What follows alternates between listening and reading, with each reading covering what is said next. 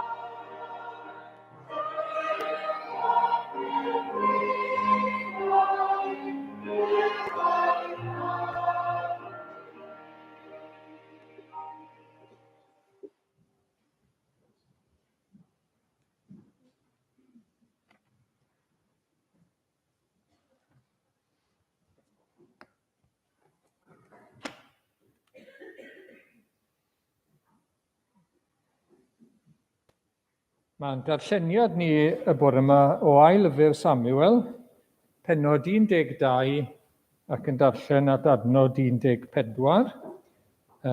Chi gael y cefndir, mae Dafydd Frenin wedi cyflawni godineb gyda Bathsheba.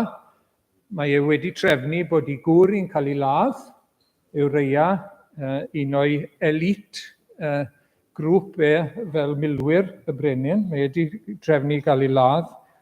Ond nawr mae Nathan y proffwyd yn dod i ddweud wrth Dafydd beth mae wedi wneud. Mae'r arglwydd yn gweld beth mae wedi wneud a beth sy'n mynd i ddigwydd. A'r hyn sy'n drawiadol yw'r ffordd mae Nathan yn delio gyda Dafydd. Fydd yn berthnasol wedyn i'n testyn ni ynglyn â barnu nes ymlaen. Anfonodd yr arglwydd y proffwyd Nathan at Dafydd, A phan ddaeth, dywedodd wrtho, yr oedd 2 ddyn mewn rhyw dref, un yn gyfoethog a'r llall yn dlawd. Oedd gan yr un cyfoethog lawer iawn o ddefaid ac ychen, ond nid oedd dim gan yr un tlawd, ar wahân i un oenig fechan, yr oedd wedi ei phrynu a'i magu, a thyfodd i fyny ar ei aelwyd gyda'i blant. Yn bwyta o'r un tamaid ag ef, yn yfed o'r un cwpan, ac yn cysgu yn ei gôl, yr oedd fel merch iddo.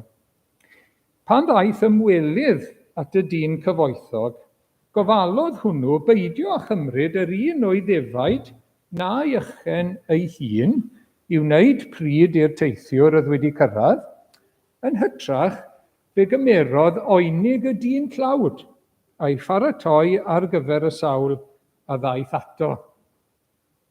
Enynodd dig Dafydd yn fawr yn erbyn y dyn, a dywedodd wrth Nathan, cyn wired a bod yr arglwydd yn fyw, mae'r dyn a wnaeth hyn yn haeddu marw. Rhaid iddo dalu'r oen yn ôl 4 gwaith am wneud y fath beth, ac am beidio a dangos trigaredd. Dywedodd Nathan wrth Dafydd, ti yw'r dyn. Fel hyn y dywed arglwydd yw Israel, beth yn einiais di yn frenin ar Israel, ac beth waredais o law Saul. Rhoes i ti di dyfeistir a gwragedd dyfeistir yn dyfynwes, a rhoes i ti hefyd di Israel a Juda, a phe buasau hynny'n rhy ychydig, buaswn wedi ychwanegu cymaint eto. Pam yr wyt wedi dirmygu gair yr arglwydd, drwy wneud yr hyn sydd ddrwg yn ei olwg. Yr wyt wedi lladd Ewreia yr hethiad a'r cleddyf, a chymryd ei wraig yn wraig i ti. Wedi ti ei lofruddio ef, a chleddyf yr Amoniaid. Bellach, ni thri'r cleddyf, gyda cleddyf ddim yn troi oddi wrth dy di hyd byth, gan i ti fy nirmygu i a chymryd gwraig Ewreia yr hethiad yn wraig i ti.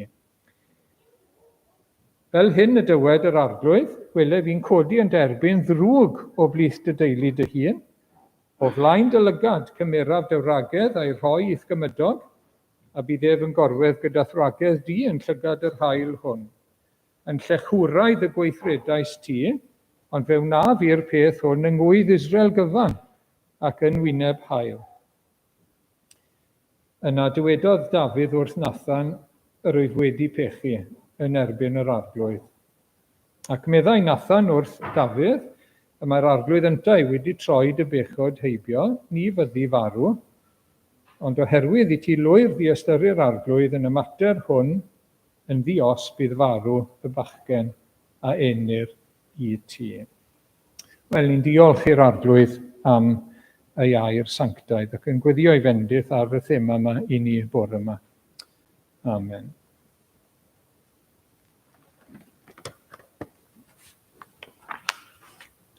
Right, nawr te. Dim ond 2 neu 3 llun sydd 'da fi bore yma, ond gewch chi edrych ar y llun cynta a na i ofyn cwpl o gwestiynau i chi, okay? Gweld os chi'n gallu helpu fi a gallu ateb y cwestiynau wy'n gofyn. Right, diolch Geraint. Beth yw gwaith y dyn yma? Chi'n meddwl? Beth chi'n meddwl yw ei waith e? Eben?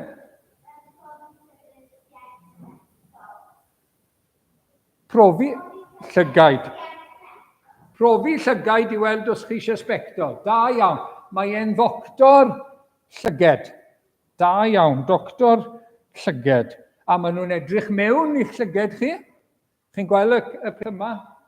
Maen nhw'n gallu edrych reit mewn i'ch llyged chi. Maen nhw'n gofyn i chi ddarllen y llythrennau. A falle, mae yna ddoctoriaid wedyn sy'n gwneud triniaeth hefyd ar eich llyged chi. Na job yw hwnna. Roi triniaeth i'ch llyged chi. Oes na broblem gyda'r doctor yma? Byddech chi yn mynd at y doctor yma, chi'n meddwl, i gael trin eich llyged? Oes na broblem? Oes na rhywbeth yn od am y doctor llyged yma, chi'n meddwl?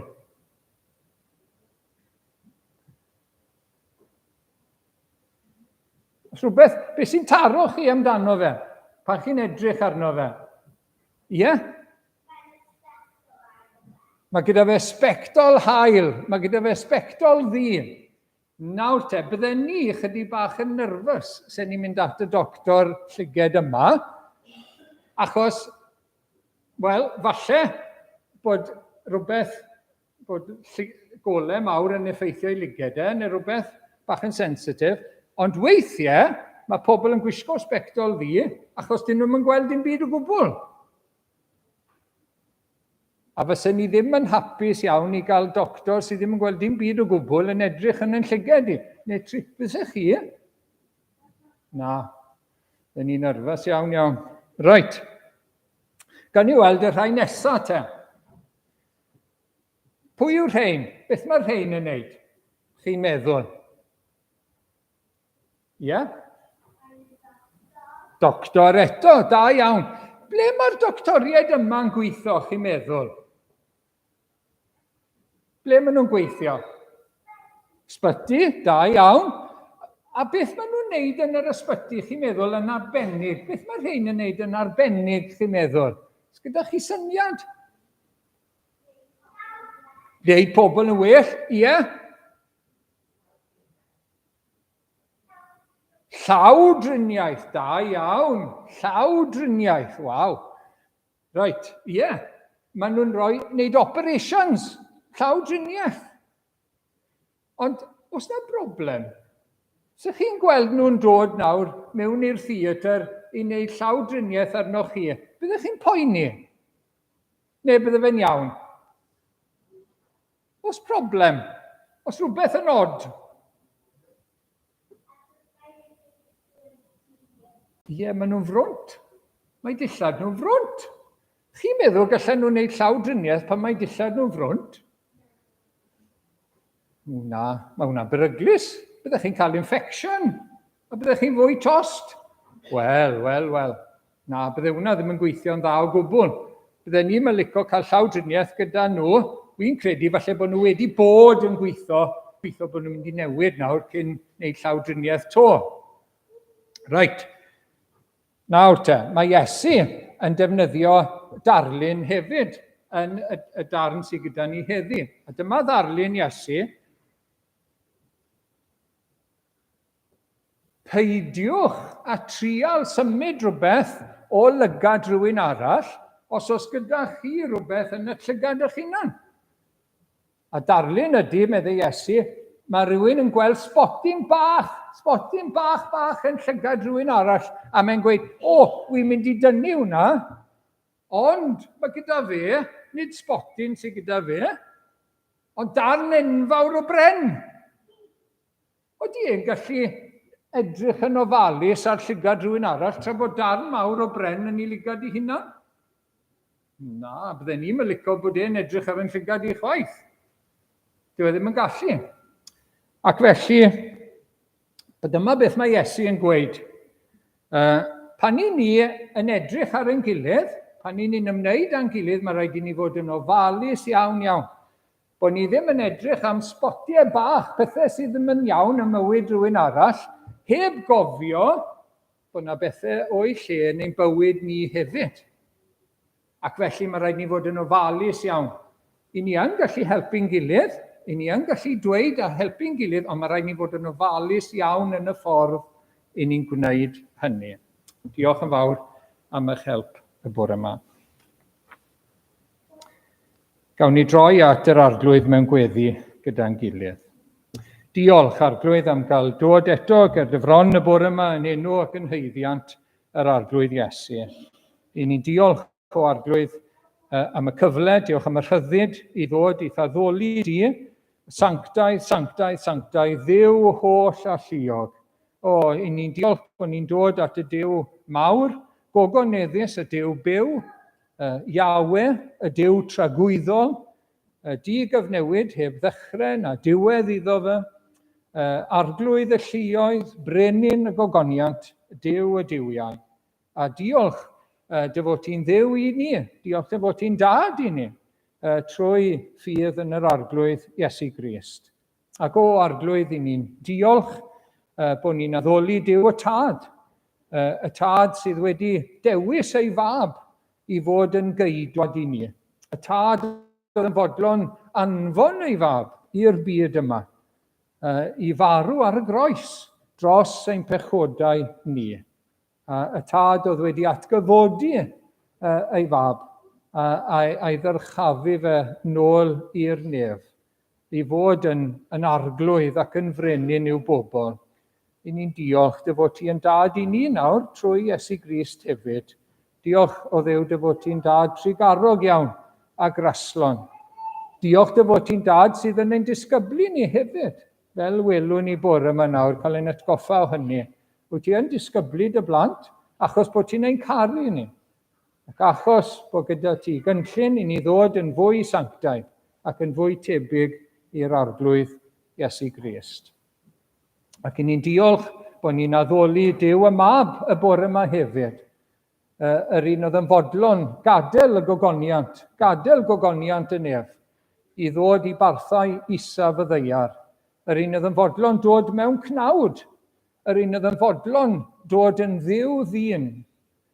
Proses nag oedd ddim yn mynd i gael ei droi nôl.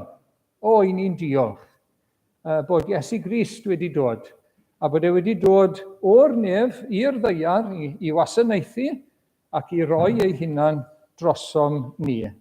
I ni'n diolch am ei fywyd, gloiw, di-fai a di-nam, ac am yr aberth drosom ni i dalu am ein pechodau ni, i gymryd digofaint oedden ni'n heiddi, i gymryd y gosb oedden ni'n heiddi arno fe ei hunan. Ac mae trwy ei gleisiau ef i ni'n cael iachad. O, i ni'n diolch am yr oen di-fai a di-nam. I ni'n diolch am yr un oedd yn fodlon cael ei arwain fel oen i'r lladdfa. O, i ni'n diolch bod e wedi dod yn llawn gras a gwirionedd. O, i ni'n diolch am ein bugail ni, yr arglwydd Iesu, am ein craig ni ac am ein cyfaill ni. Ac i ni yn dymuno ei addoli nawr gyda'n gilydd, ac o am fod yn fwy tebyg iddo fe. Ac o arglwydd i ni'n dyheu am weld mwy o ogoniant Duw yn Iesu Grist heddi hefyd. Nid i'n atgoffa ni, nid i ddangos mwy o ogoniant ei berson hardd a'i waith gogoneddus i ni. Mwyn ei newid ni o ogoniant i ogoniant. Ac o arglwydd i ni'n diolch ac yn addoli yr ysbryd glân, trydydd person y diwdod. Diolch yr ysbryd oedd yn symud ar wyneb y dyfroedd yn y creu ac yn anadlu ar ddyn. Yr ysbryd sydd yn rhoi anadl newydd i ni, pan ni'n cael ein geni o'r newydd. Yr ysbryd a ddath ar ddydd y Pentecost mewn nerth mawr. Yr ysbryd sydd yn argyhoeddi o bechod, o gyfiawnder ac o farn. Yr ysbryd sydd yn ddiddanydd i fod gyda ni, i ddod â gair Duw i'n calon ni, i ddod ag ymwybyddiaeth o Dduw i'n calonau ac i'n bywydau ni.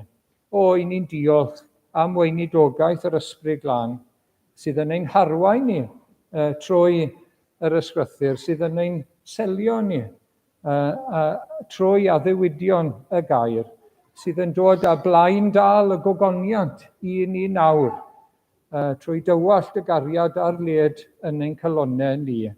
O, i ni'n diolch am waith yr ysbryd glân sydd yn gogoneddu yr arglwydd Iesu Grist. Ac i ni'n gweddio am weinidogaeth yr ysbryd yn ein plith ni heddi. Ac o arglwydd i ni yn diolch nawr bod ni'n cael dod ger y fron i geisio di, i addoli di, gwrdd â thi yma, ac i ni'n gofyn eto i ti siarad yn ei arglwydd trwy'r gair, neu di helpu ni fod yn dyner ein calon i dderbyn y gair fel ar dir da, fel bod e'n cael dyfnder deiar ac yn dwy'n ffrwyth yn ein bywyd. O arglwydd i ni yn gofyn i ti'n harwain ni gyda'r thema o farnu, bod yn farnwrol gyda'n gilydd. Ac i ni'n cydnabod bod ni angen help, angen ein atgoffa ac angen gras ynglyn â'r mater yma. Ac diolch bod yr arglwydd Iesu yn fodlon ein dysgu ni ynglyn â hyn, ac yn fodlon ein cynorthwyo ni hefyd. Ac o arglwydd, i ni'n gweddio dros y waith yr eglwys nawr o arglwydd yn yr wythnos yma. I ni'n diolch am bob cyfle ni wedi cael yn ystod yr hanner tymor diwetha i fynd i ysgolion, i gynnal clybiau a cyfarfodydd eraill. Ac bod na doriad gyda ni arglwydd, i ni'n gwybod bod ti yn dal ar waith trwy'r amser. Ac i ni'n gweddio byddwn ni'n gweld ôl dy waith di o arglwydd, y gwaith dirgel na, sydd yn mynd mlaen yng nghalonnau pobl trwy dy ras. Ac i ni'n gweddio bydd di'n dal ar waith yn ystod yr wythnos hon nawr. Ac o arglwydd wrth i ni feddwl am hynny, i ni'n meddwl am ein gwlad, i ni'n meddwl am Gymru o arglwydd, sydd wedi profi gymaint o fendithion yr Efengil yn ystod y canrifoedd. I ni'n gofyn i ti drigarhau wrth i ni eto, i ni'n gofyn i ti ymweld â ni eto, mewn trigaredd i anfon yr ysbryd mewn erth, i'n hadfywio ni o arglwydd yn y dyddiau hyn eto. Am dy drigaredd i ni'n gofyn, achos bod ti'n hoffi trigarhau, a dy bod ti'n araf i ddig o arglwydd. Trigarha eto yn ôl dy drigaredd. Achub eto lawer yn ein gwlad ni yn y dyddiau hyn. Ac o arglwydd i ni yn cofio am ein byd wrth gwrs, a'i fflinderau, a'i boenau, a'i ryfeloedd, a'i erledigaethau. I ni'n gweddio dros frodyr a chwiorydd ar draws y byd heddi, sydd mewn sefyllfaoedd rhyfedd iawn, rhai'n cael eu herlyd yn gas, rhai yng nghanol rhyfel a tensiynau mawr. Bendithia nhw arglwydd, cynnal nhw, a gwna nhw'n fendith ac yn halen ac yn oleuni i eraill, hyd yn oed yn yr amgylchiadau hynny. Dyn ni'n gweddio'r un peth dros o'n ni'n hunain, gwna ni yn fendith o arglwydd, gwna ni'n halen ac yn oleuni yn ein byd ni, yn ein cymdeithas ni, yn ein cylchoedd ni yn y dyddiau hyn. A helpa ni i lynu wrth Iesu Grist fel y wynwyddem, fel bod ni'n dwyn ffrwyth. Ac o arglwydd, i ni'n cofio am ein gilydd nawr yn yr eglwys, i ni'n gweddio yn arbennig dros rai sydd ddim yn dda, ac yn gofyn dy gynhaliaeth, dy gosrwydd, dy fendith, dy ymgeledd iddyn nhw o arglwydd, a byddan nhw'n ymwybodol o dy bresenoldeb di. Yng nghanol anawsterau a threialon a gwendid corff a llesgedd o arglwydd, ac mae dy bresenoldeb di yn gwedd newid popeth. A gwybod efo ti yna o arglwydd yn goleuo popeth ac yn gwedd newid y cyfan. Llewyrcha dy wyneb arnyn nhw, i ni'n gweddio a cynnal nhw. I ni'n gweddio'r un peth dros ni'n hunain, ti lewyrchu dy wyneb arno ni, fel ni wedi gweddio yn y salm ar y dechrau. O arglwydd, rhod y lewyrch gyda ni, bod ni'n ymwybodol o'th bresenoldeb, bod ni'n ymwybodol o'th gwmni, bod ni'n ymwybodol dy fod ti gyda ni, achos ti di addo na fyddi di byth yn ein gadael ni yn amddifad. Ac o arglwydd dros y rhai sydd yn llesg, ni'n gweddio ti fod gyda nhw nawr yn y dyddiau hyn ac yn y camau nesaf sydd o'i blaen nhw hefyd. Byddan nhw'n ymwybodol o'r breichiau tragwyddol yn eu cynnal nhw. Ac yn gweddio am adferiad o arglwydd yn ôl dy ewyllus hefyd ac yn enw Iesu Grist. Ac o arglwydd felly ni'n diolch am gael dod gyda dy fron, ni'n diolch am faddeuant yn enw Iesu Grist a trwy rinwedd gwaed y groes. Maddau ni yn pechodau o arglwydd, diolch bod ni'n byw ar ei gyfiawnder ef ac ar ei haeddiant ef. Ac o arglwydd helpa ni i gofio hynny bob amser. Cadw ni rhag yr un drwg o arglwydd, cadw ni rhag temptasiynau, profedigaethau yn ôl dy ewyllus o arglwydd plîs. A cynnal ni nawr, a nertha ni, a derbyn ein diolch arglwydd. Diolch am yr Efengil, diolch am fod yn dduw mor ogoneddus ac yn dduw i ni, ac yn dad i ni, ac yn eiddo i ni yn Iesu Grist. O arglwydd, ar dy ben bo'r goron. Amen.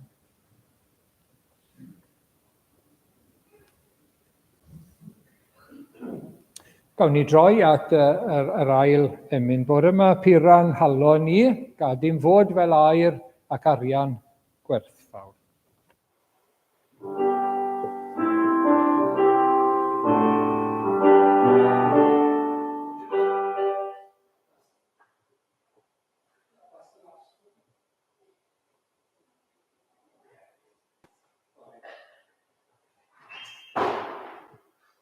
Puran halon ni, gad dim fod fel aur ac arian gwerthfawr. Puran halon ni, gad dim fod fel aur coes.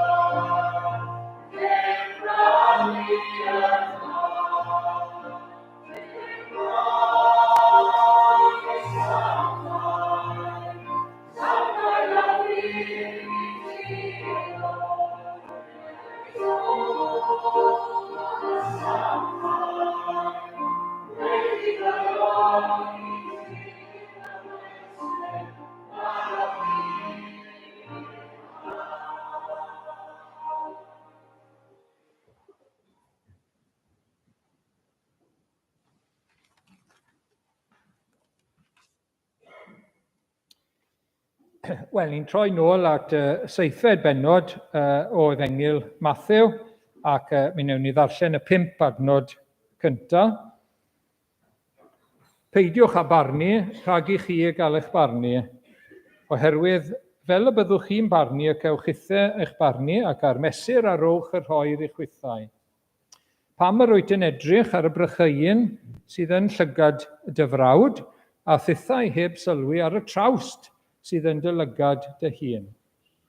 Neu sut y dywedi wrth dy frawd, gad i mi dynnu allan y brychyin o'th lygad di, a dyna drawst yn dy lygad dy hun.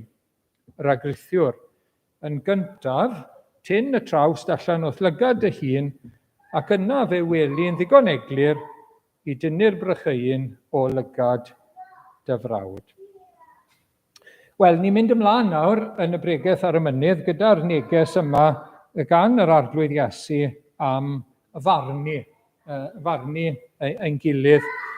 Unwaith eto, ein ni gofio bod e'n siarad gyda Cristnogion, gyda chredinwyr, gyda'i ddisgyblion. Dyna y rhai mae'n siarad â nhw nawr, felly mae'n air i ni fel credinwyr. Ac mi welson ni tro diwetha bod e ddim yn golygu bod ni ddim yn ffurfio barn ynglyn â rhywun, achos mae'r arglwydd yn mynd ymlaen yn y bennod i sôn am gwir broffwyd a gau broffwyd, a mae'n ein rhybuddio ni amdanyn nhw. Felly mae'n amlwg bod ni fod i ffurfio barn pwy yw'r gwir broffwyd a pwy yw'r gau broffwyd. Ac wedyn ni, yn y paragraff yma hyd yn oed, yr adnod nesaf at y darn sydd gyda ni yn adnod 6, pidiwch a rhoi'r hyn sy'n sanctaidd i'r cwn na thaflu eich perlau o flaen y moch. Wel, mae rai chi ddod i farn arbennig pwy yw y rhai sanctaidd, neu beth sy'n sanctaidd, a pwy yw'r rhai sydd yn aflan mewn perthynas ar Efengil, a mi ddown ni hynny nes ymlaen. Felly, peidio barnu ddim yn golygu bod chi ddim yn dod i gasgliad, bod chi ddim yn ffurfio barn ynglyn â phobl eraill. Ond, nawr te, mae ein hagwedd ni tuag atyn nhw, ac ein hagwedd ni'n gyffredinol at eraill ac at ein gilydd yn beth arall. Does dim hawl gyda ni i gondemnio person yn derfynol. Nid yn job ni yw hwnna.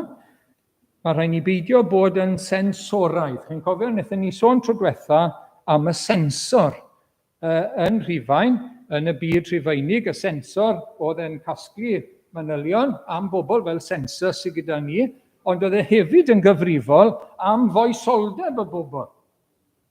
Ac oedd e'n gosod rheolau felly, beth bynnag oedd rheini, wrth gwrs. Ond bod ni'n cymryd y rôl na i ni'n hunan i fod yn sensor dros bawb arall. Mae'r sensor yn y cinema, yn y ffilmiau, yn gosod tystysgrif, certificate, ac yn gweud mae hwn yn yw, mae hwn yn 15 neu beth bynnag PG, a mae'n gosod e mewn categori. Mae rhaid ni fod yn ofalus iawn yn y ffordd i ni'n ymwneud â'n gilydd i beidio a gwneud hynny yn y ffordd anghywir. Ac yn yr adnodau nesaf nawr te, mae Iesu unwaith eto yn rhoi rhesymau pam mae'n dweud hyn wrthon ni, ac ym mhastyr mae y barnu yn gallu bod yn anghywir ac yn anerbyniol yn ei olwg e. A mae'n rhoi dipyn o sylw iddo fe. Ac achos bod e'n rhoi dipyn o sylw mewn 5 adnod, mae hwnna'n dweud wrthoch chi a fi bod e'n bwysig. Mae'n rhoi sylw i hwn, nid jyst dweud peidiwch â barnu fel bod chi ddim yn cael eich barnu, full stop. Na, mae'n gweud rhagor. Mae'n mynd mlaen amdano fe. A mae hwnna yn cliw mawr i ni bod e'n fater pwysig yng ngolwg yr arglwydd. Ac y peth cyntaf, peidiwch â barnu rhag i chi gael eich barnu. Wnaethon ni sôn chydig am hwnna y tro diwetha. Ar y lefel naturiol, mae person gorfeirniadol, neu barnwrol, os licwch chi bod yn barnwr ar eraill, sensoraidd, yn llawer mwy tebygol o ddenu barn gan eraill, jyst ar lefel naturiol. Ac yn aml iawn, beth sy'n drist yw, bod person mwy barnwrol, beirniadol, judgmental,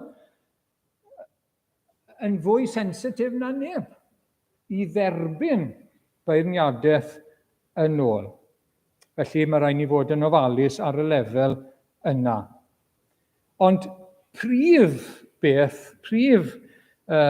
neges hwn yw, nid bod hyn yn gallu digwydd ar lefel naturiol, ond barn Duw yw'r ffactor bwysig fan hyn. Mae rhaid i ni gofio bod ni'n rhai sydd yn agored i farn Duw, fel Cristnogion. Fel Cristnogion. A falle byddwch chi'n meddwl, hang on nawr, hold on. Di ni ddim o dan gondemniad rhagor o gwbl. Iawn, rhaid ni esbonio hyn nawr te beth i ni'n feddwl. Beth sydd gan yr arglwydd mewn golwg? Na, mae'n wir, mae'r Cristion sydd wedi edifarhau am ei bechod, sydd wedi pwyso ac ymddiried yn yr arglwydd Iesu, a'i aberth ar y groes dros ei bechodau, mae ganddo fe fywyd tragwyddol.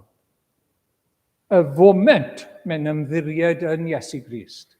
Dyw e bellach ddim o dan cwmwl condemniad a colled tragwyddol. Felly, Ioan 5:24, yn wir wy'n dweud wrthych fod y sawl sy'n gwrando ar fy ngair i ac yn credu'r hwn am hanfonodd i yn meddu. Mae ganddo fe ni feddiant nawr fywyd tragwyddol. Nid yw'n dod dan gondemniad i'r gwrthwyneb. Y mae wedi croesi o farwolaeth, i fywyd. Na chi adnod bendigedig.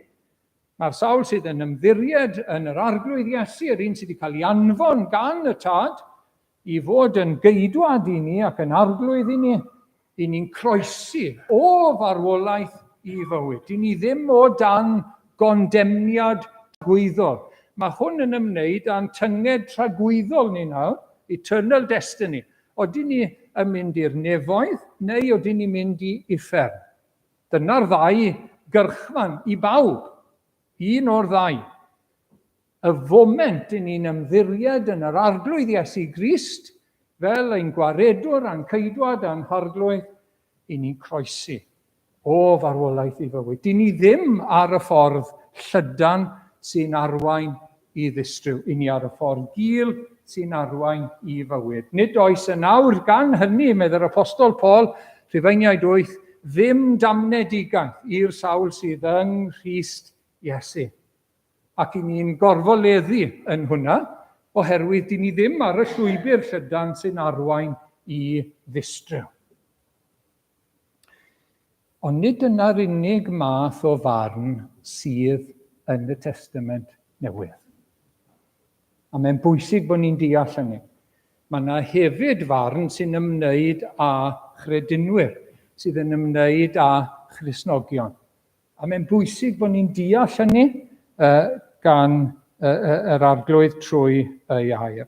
Felly, dyw e ddim yn golygu barn terfynol, barn tragwyddol cosb uffern. Ond, mae'n gallu golygu disgyblaeth o ryw fath nawr yn ein bywydau ni nawr, oherwydd bod yr arglwydd yn ein caru ni. Nawr te, meddyliwch chi am y llythyr at y Corinthiaid. Ac yn y llythyr at y Corinthiaid, oedd yna broblem, mae'r apostol yn delio gyda sawl problem yn eglwys Corinth, eglwys o gredinwyr nawr, ond un broblem oedd ynglyn â'r cymundeb. I ni'n darllen darn o'r Corinthiaid, pennod 11, yn y cymundeb wrth gwrs, ac oedd yna broblem yn y cymyn yng Nghorinth. Ac dyma chi un adnod jyst yn dod lan oherwydd y mae'r sawl sydd yn bwyta ac yn yfed, os nad yw'n dirnad y corff yn bwyta ac yn yfed barn arno ei hun. Chi'n sylwi? Ac oedd yna broblem. A mi oedd yna farn yn dod lawr ar yr eglwys ac ar rai pobl yn y dyddiau hynny. Oedd rhai yn sâl ac oedd rhai wedi marw, meddai yr apostol Paul. Mae'n rhywbeth difrifol, rhyfeddol. Pan chi'n darllen hwnna, mae'n sioc. Mae'n sioc. Oedd pobl yn dost, meddai'r apostol Paul. Oedd rhai hyd yn oed wedi huno, wedi marw. Wedi huno, cofiwch. Hynny yw fel Cristion. Ond, oedd yna elfen o farn yn hwnna. Oherwydd, ond nhw wrth ddod at y cymyn, wel, oedd dim parch o gwbl at y cymyn, oedd e'n cael ei drin fel unrhyw bryd o fwyd, oedd ddim ots dyn nhw i aros am ei gilydd a dod gyda'i gilydd, ac oedd y cwbl yn fler i gyd ac yn aniben ac yn warthus y ffordd oedd e'n cael ei drin. Ac oedd yr arglwydd yn grac â nhw. Ac oedd yna elfen o farn arnyn nhw. Nid barn tragwyddol, barn tymhorol oedd e, ond barn tad, barn yr arglwydd ar ei bobl. Ac mae e fel disgyblaeth gan yr arglwydd, ac mae'r apostol Paul yn dweud bod e'n ein barnu ni fel ei blant rhag i ni gael ein condemnio gan y byd. Bod e'n ein trin ni'n wahanol fel i bobl i gael bod yn sanctaidd, i gael bod fel plant yr arglwydd. Ac felly, ar adegau, mae'r arglwydd fel petai yn dal i law yn ôl. Ac mae'n caniatáu i bethau i ddod yn ein herbyn ni. Gwahanol bethau, ac mae'n gallu digwydd ar sawl lefel yn ein bywyd ni fel Cristnogion. Beth bynnag sy'n dod i'n profiad ni, nid damwain yw nag e. Mae'r arglwydd yn caniatáu beth bynnag sy'n dod i'n rhannu. Ac un darlun sydd gyda ni yn y Testament Newydd, mae'n ein disgyblu ni. So mae'n elfen o farn yn yr ystyr hynny, mae'n ein disgyblu ni, mwyn ein puro ni, megis trwy dan, fel i ni wedi canu nawr. I ni eisiau cael ein puro. A beth i ni'n gweld yw bod profiadau, treialon, anawsterau, weithiau pan i ni'n cwmpo, fel o Dafydd wedi cwmpo. A wedyn mae'r arglwydd mae yna elfen o gosb arno fe, mae yna ganlyniadau am ei bechod mae'r plentyn yn marw, mae'n cael trafferthion yn ei gartre ei hunan, mae wedi cael maddeuant, cofiwch. Ond mae yna elfen o farn arno fe. I'w ddisgyblu fe fel plentyn yr arglwydd.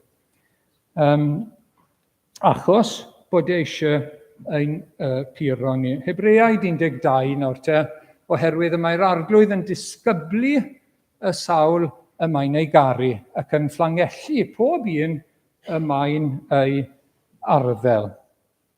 Ac felly, mae'n ein sancteiddio ni, mae'n ein puro ni, mae'n gweithio yno ni. Trwy hyn. Bwriad yr arglwydd yw i ni ddod yn fwy tebyg i Iesu Grist. Chi'n gweld? A falle bod ni'n ffindio, pan mae rhywbeth yn cael ei dynnu oddi wrtho ni, beth i ni'n neud? I ni'n mynd i bwyso mwy ar yr arglwydd, nag oedden ni o'r blaen. I ni'n colli rhywbeth oedd gyda ni, i ni'n dod yn fwy diolchgar nag oedden ni o'r blaen. Ar ôl colli rhywbeth yn aml, i ni'n gwerthfawrogi mwy beth oedd gyda ni. Ac i ni'n dod yn fwy diolchgar. Na chi rai enghreifftiau o fel mae'r arglwydd yn gallu ein disgyblu ni. Un o'r prif bethau yw i ni bwyso arno fe, i ni fod yn ostyngedig. Mae'n gallu tynnu y props bant, chi'n gweld, o'n bywydau ni. I ni gyd yn tueddu bwyso ar props yn ogystal â phwyso ar yr arglwydd. A weithiau mae'n gallu tynnu'r props na ambell un bant, a ni'n gofod pwyso'n llwyr wedyn ni. Ond i ni'n profi bod e'n graig, wrth gwrs, i ni'n dod ar y graig, ac i ni'n dod i'w brofi fe yn fwy nag o'r blaen. Felly mae'n elfen o farn mewn disgyblaeth gan yr arglwydd. Hefyd, mae yna farn i'r Cristion ar ddydd y farn. Rhufeiniaid 14 ac adnod 10. Pam yr wyt ti yn barnu rhywun arall? A thithau, pam yr wyt yn bychanu rhywun arall? Oherwydd rhaid i ni bob un sefyll ger bron brawdle Duw. Nawr, ystyr y gair brawd, hen air am farn ydy brawd, felly dydd brawd ydy dydd y farn. Mae'n tym bach yn confusing, achos i ni brawd yw brother, ond hen air Cymraeg sy'n golygu barn yw yn y gyd, felly lle brawd ydy lle barn. So, y fainc, bod dod at y bench fel petai. Dyna gyd yw hwnna, i chi gael deall hwnna. Nawr te, mae'r apostol Paul yn sgwennu at y Rhufeiniaid, a pobl yn barnu i gilydd. Ac o'n nhw'n barnu i gilydd ynglyn â bwyd, beth o'n nhw'n bita, rhai bwydydd o'n cael eu cyfri lan ac yn aflan ac yn y blaen. O'n nhw'n barnu i gilydd am gadw dyddiau arbennig. I rhai oedd e'n bwysig iawn i gadw rhai dyddiau yn y flwyddyn.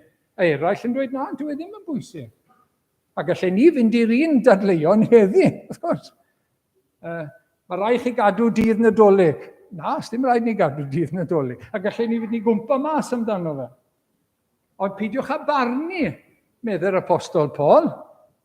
Gadwch i bobl yn ôl i cydwybod i wasanaethu'r arglwydd. Dyna beth mae'n dweud. Falle bod ni'n anghytuno, ond sy'n ots peidiwch â barnu ar hwnna. Materion eilbwys yw'r rheina. Gadwch i bobl yn ôl i cydwybod i fynd ymlaen â'i gwasanaeth i'r arglwydd. A wedyn mae'n dweud, oherwydd rhaid i ni, Cristnogion, bob un sefyll ger bron brawdle Duw. Wedyn mae'n dweud yr un peth yn y Corinthiaid, yn yr ail lythyr, oherwydd rhaid i bawb ohonom ymddangos ger bron brawdle Crist, mwyn i bob un dderbyn ei dal, yn ôl i weithredoedd yn y corff a'i da a'i drwg. A mae hwnna'n siarad am Gristnogion. Gweithredoedd y Cristion. Hynny yw, mae'n amhosib i ni gael ein hachub trwy weithredoedd, wrth gwrs. Mae hwnna'n amhosib. Ond, ynglyn â'n bywyd ni fel Cristnogion, a'n gweithredoedd ni wedyn, y gweithredoedd da mae Duw wedi paratoi ar ein cyfer ni. Wedyn, mae yna ateb ynglyn â rheini. Ymhellach, 1 Corinthiaid pennod 3. A mae'r apostol yn defnyddio darlun fan hyn o adeiladu. So, i ni'n adeiladu nawr ar sylfaen yr apostolion a'r proffwydi. Ond, byddwch yn ofalus, medda fe, siwrd i chi'n adeiladu. Gwaith y deyrnas nawr. Mae rhai yn meddwl bod e'n bennaf ar gyfer gweinidogion, arweinwyr, ond mae'n gallu bod yn berthnasol i ni gyd hefyd. Siwrd i ni'n adeiladu ar sylfaen yr apostolion a'r proffwydi. Siwrd i ni'n mynd mlaen a gwaith yr Efengil wedi sylfaen y Testament Newydd gael ei osod, chi'n gweld? Oedden ni'n adeiladu gyda coed, gwair a sofl, neu meini gwerthfawr, arian ac air. Siwrd i ni'n adeiladu, medda'r apostol Paul. Oedden ni'n neud rhywbeth cloi sy'n edrych yn dda, ond sydd ddim wir yn mynd i bara, pren, gwellt, neu oedden ni'n adeiladu gyda pethau da, solid sy'n mynd i bara, gwerthfawr.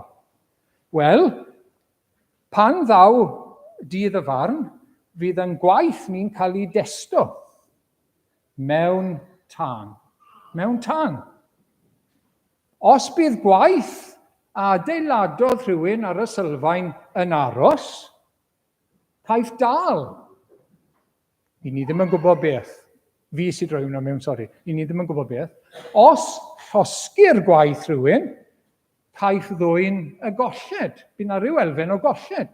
Ond fe achubir yr adeiladydd ei hun. Ond dim ond megis trwy dan. Felly mae'n amlwg bod y person yma'n grediniwr. Mae ei hunan yn gadwedig.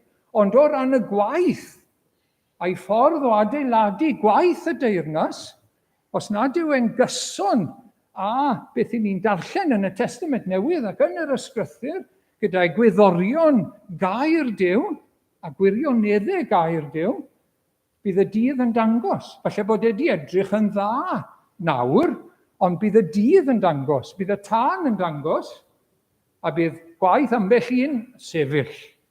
Gwaith rhywun arall falle, peth ond fe'n cael ei losgi. Ond bydd ei hunan fel crediniwr yn ddiogel, yn gadwedig. Felly, mae yna elfen o farn ar i gredinwyr hefyd. A felly mae rhaid ni gofio hynny. Mae rhaid ni gofio hynny. Di ni ddim di cyrraedd y nod eto. Mae angen ein disgyblu ni. Mae angen gweithio arno ni, fel mae'r arglwydd yn neud, fel tad trigarog. Ac di ni ddim yn gwybod y cwbl i gyd. A rhyw ddwyrnod gawn ni wybod siwrd i ni'n adeiladu, siwrd mae'r gwaith yn mynd ymlaen gyda ni. Ac dyma y prif reswm, wrth gwrs, dros beidio a rithro i farnu, a bod yn farnwrol. Roi'n hunain fel barnwr nawr. Mae digon o waith gyda ni ystyried y gwirioneddau mawr hyn ein hunain, ein bywyd ni ger bron yr arglwydd. A mae'n bwysig bod ni'n meddwl fel hyn. Siwrd mae merthynas i ar arglwydd. Ydy yn ein nisgyblu fi mewn rhyw ffordd ar hyn o bryd.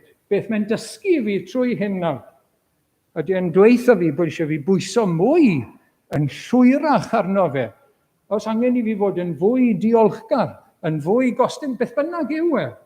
Dylen ni fod yn asesu beth sy'n digwydd yn ein bywyd ni, a fel mae'r arglwydd yn ymwneud â ni, a beth mae'n dweud wrthon ni trwy ei air hefyd. Ond, mae'n yr ail ddyfodiad, fydd na asesiad pellach. Rhywbeth fel dameg y talentau, wrth gwrs. Beth i chi wedi wneud a beth oedd yr arglwydd i roi, y cyfleoedd gawsoch chi. i wasanaethu, i fod yn dyst ac yn y blaen. Y cyfleoedd beth ych chi wedi wneud â hynny. P'un bod gyda chi 5 talent, 2 talent, sy'n ots am hynny, nid yna beth ych chi wedi wneud ag yn gwasanaeth i'r meistr. Ac bydd yna ryw elfen o wobrwyo. Mae'n aneglur iawn, dyn ni'n deall, achos dwi'n golygu colled, ond rhywbeth yn nefoedd, yn ein profiad ni yn nefoedd. Ac wedyn, i ni'n cael ein atgoffa ar mesur i chi'n rhoi yr hwyr i chwithau. Yn Iago, i ni'n darllen yr adnod yma, ym Mhennod 3, peidiwch â thyru i fod yn athrawon, oherwydd fe wyddwch y byddwn ni'r athrawon yn cael ein barnu yn llymach. Mae Iago yn cynghori pobl, peidiwch â rithro i fod yn athro ar eraill, heb eich galw, achos mae'r safon a mae'r atebolrwydd yn uwch i athrawon. A mae hefyd yn wir, wrth gwrs, am unrhyw un sy'n gosod i hynna fel rhyw fath o athro neu awdurdod, wel, gawn ni'n barnu yn ôl hynny felly, gan yr arglwydd. Mae rhaid ni fod yn ostyngedig ger i bron e. Ac wedyn, i orffen, ni'n dod at y brycheuyn a'r trawst, darlun doniol, wrth gwrs, gan yr arglwydd, yn fwriadol. Mae'n ironic, ac mae'n dangos i ni y perygl o just gweld rhyw sbotyn yn rhywun arall, gweld rhywbeth yn rhywun arall, a ni wedi colli y peth enfawr yma sydd yno ni'n hunain, achos bod ni'n ddall i ni ein hunain. Mae'n awgrymu bod i raddau bod ni'n analluog i farnu yn gywir. O leia nes i ni wneud yn siŵr bod ni wedi barnu ein hunain yn gyntaf. Nes i ni wneud yn siŵr bod gyda ni wir gonsern am gyfiawnder a barn gywir. Ac mae hwnna'n dechrau fan hyn, gyda fi fy hunan. Os mae dyna sy'n wir amdano ni, byddwn ni yr un mor feirniadol, os nad yn fwy, ohono ni'n hunain cyn meddwl am rywun arall. Dyna bwyslais yr arglwydd Iesu. Cyn edrych ar ein hunain mewn drych, fel bod y gair fel drych i ni, meddwl Iago, edrych arno ni'n hunain gyntaf cyn mynd i fod yn farnwr ar rywun arall, neu i drio helpu rywun arall hyd yn oed. Mae yna bob math o beryglon. Mae yna berygl o gael teimlad personol yn erbyn rhywun arall, sydd yn lliwio ein barnu, wrth gwrs. Clash personol, personoliaethau. Chi'n gwybod mewn rheithgor, jiwri, os ych chi'n nabod person, chi ddim yn cael bod ar y jiwri. Gallech chi ffafrio, neu allech chi gymryd yn erbyn, wrth gwrs, a peidio bod yn ddi-duedd, yn biased. Mae'n debyg bod y Groegiaid yn cynnal rhai achosion mewn tywyllwch. Mae hwnna'n ddiddorol yn dweud. Cynnal yr achos mewn tywyllwch. O'ch chi'n gallu clywed beth oedd yn ymlaen, o'ch chi'n mynd gweld dim byd. Fel bod chi ddim yn biased, yn erbyn pobl o ran i golwg falle, neu o ran pethau arwynebol. Diddorol yn dweud. Mae rhaid i ni wylio rhagryth. Beth sy'n cael ei gasau gan Dduw, beth sy'n cael ei gasau gan yr arglwydd Iesu. Mae'n amlwg iawn iawn.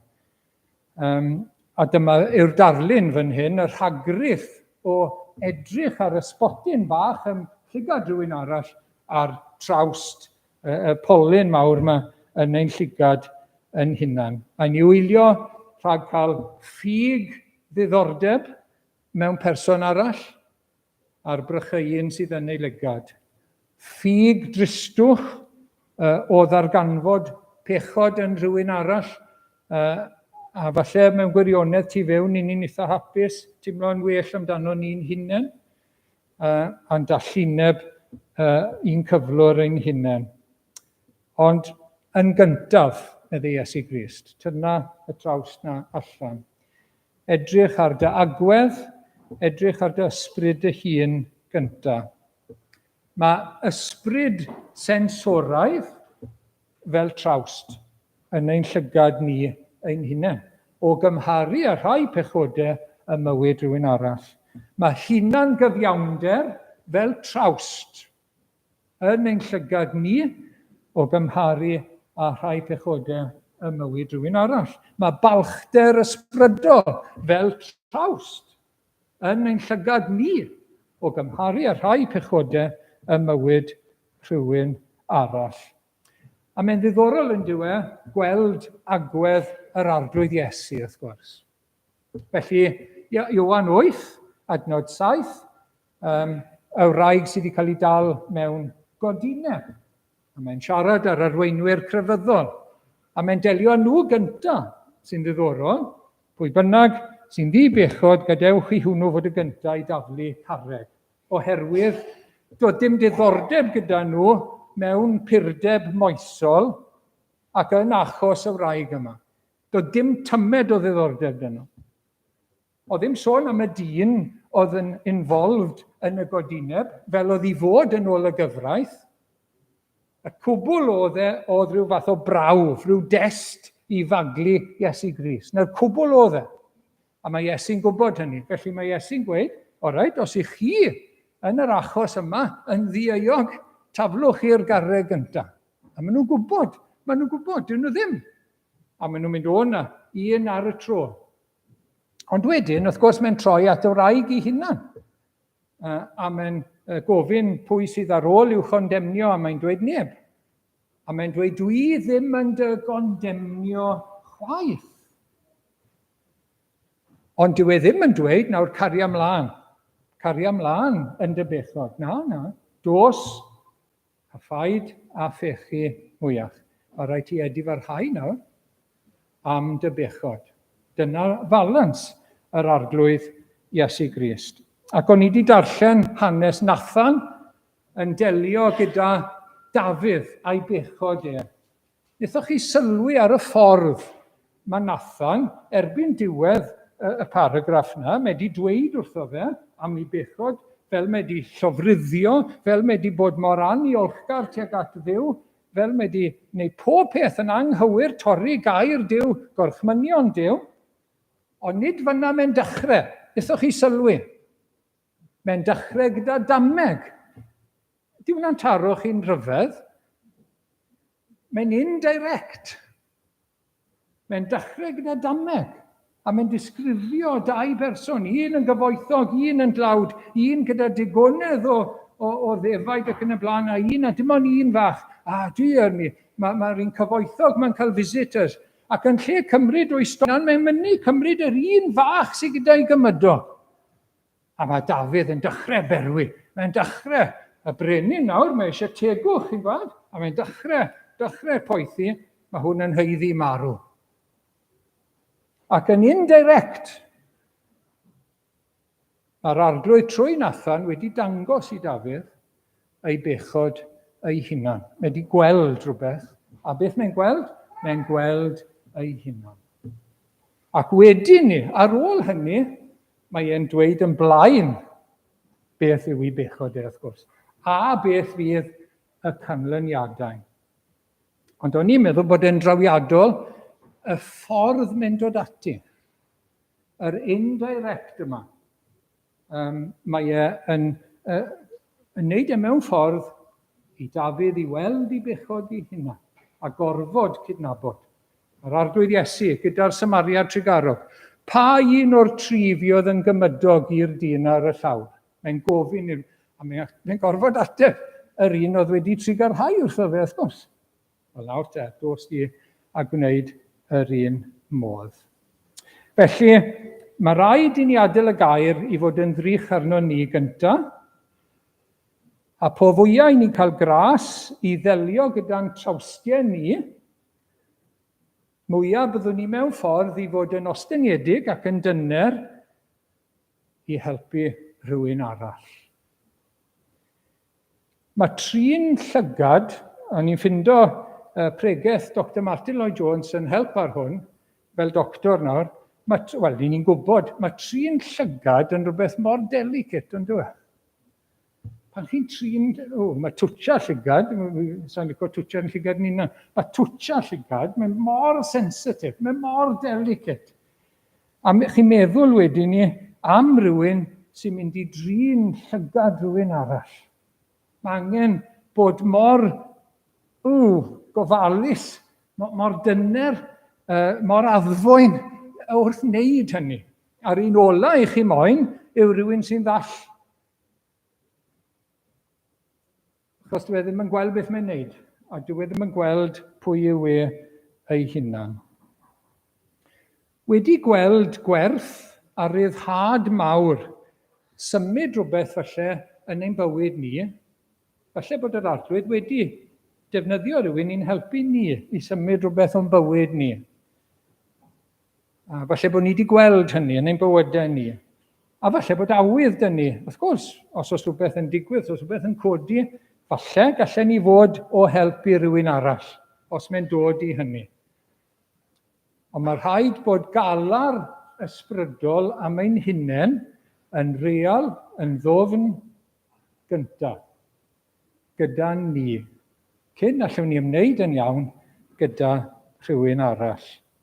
Eto, i orffen dyfynnu Dr Martin Lloyd-Jones, dyma un o'r pethau anoddaf mewn bywyd.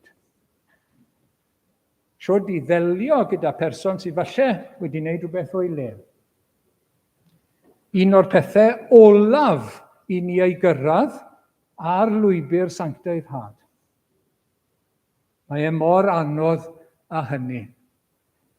Wel, ni'n diolch i'r arglwydd am ei air ac am ei rybuddion i ni. Diolch bod e'n drigarog gyda ni, diolch bod e'n amyneddgar gyda ni, diolch bod e'n ein disgyblu ni, a bod yn elfen o farnu ni fel i blant wrth gwrs, mwyn ein sancteiddio, a dod yn un fwy tebyg i'r arglwydd Iesu ac yn nes ato fe.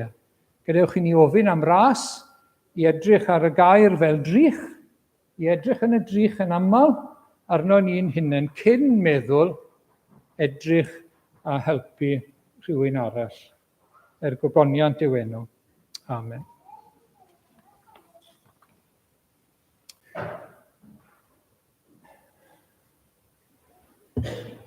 A beth allan ni wedi dweud, a beth dylen ni wedi dweud, yn ogystal ag edrych ar ddrych y gair, y peth gorau allwn ni'n neud yw edrych ar Iesu Grist, wrth gwrs.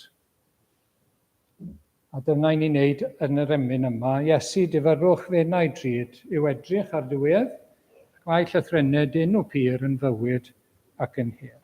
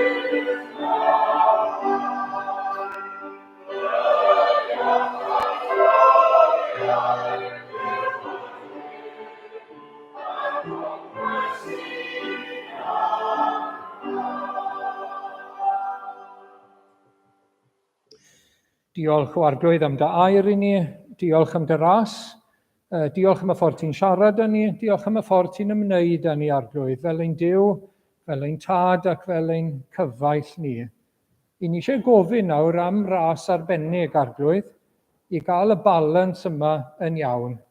Pan ni'n dod i farn ynglyn â rhywun, os na bechod neu beidio neu beth bynnag, neu ydy e'n gau broffwyd neu beth bynnag, helpa ni ar yr un pryd i beidio bod yn farnwyr, mewn ysbryd barnwrol, judgmental. Helpa ni beidio bod fel sensor. Ac o Arglwydd, helpa ni i fod â pharch a thynerwch yn ein hysbryd. Ac o Arglwydd, i ni'n gofyn i ti'n helpu ni, i gadw'n llyged ar Iesu Grist, a'i agwedd a'i ffordd fe, a hefyd ar y gair, ac ar y gair fel drych, fel bod ni yn cadw llyged arno ni'n hunain yn gyntaf. Diolch bod ti mor amyneddgar gyda ni Arglwydd, pan mae gymaint o waith i'w wneud yno ni. Diolch am dy ras o Arglwydd, a diolch un diwrnod y byddwn ni yn ddibechod. Un diwrnod y byddwn ni yn gweld yr Arglwydd ac y byddwn ni'n debyg iddo fe. Felly derbyn ni, aros gyda ni, nertha ni Arglwydd, a maddau ni am bob pechod.